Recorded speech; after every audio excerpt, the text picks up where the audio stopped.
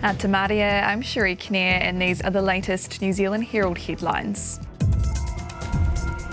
A critique of Middlemore Hospital is renewing concerns about emergency departments being overrun.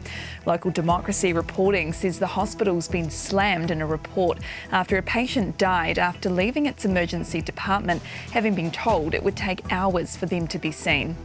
The report has consequently labelled the hospital dysfunctional, overcrowded and unsafe. New Zealand Nurses Organisation President Anne Daniel says more needs to be done and quickly. We have to ask the question, how many more patients are going to be put at risk while we wait for that review to be conducted? Cost of living pressures are expected to ease but will remain at much higher level than usual.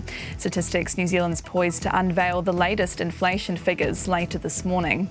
The highly anticipated Consumer Price Index is tipped to drop from the recent record high of 7.3% to closer to 6.5%. Economists say New Zealand's probably past peak inflation levels, but warn the expected CPI dip won't stop the Reserve Bank from increasing the official cash rate over the coming months. The government's considering extending its Covid-19 powers as the virus becomes increasingly difficult for experts to predict. Documents leaked to Newshub show the government is now proposing to extend the Act from May next year to 2025. However, a spokesman for Prime Minister Jacinda Ardern said the Act would be amended to reduce the powers within it, since many were no longer required. Meanwhile, latest official figures show case numbers are continuing to rise week on week, with the 7-day rolling average of cases now 2,041.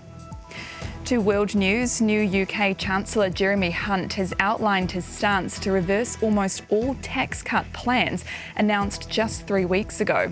Hunt stepped into the role over the weekend after the sacking of his predecessor, who'd been in the job just for a few weeks. Prime Minister Liz Truss is also under serious pressure to resign over the U-turn on the budget.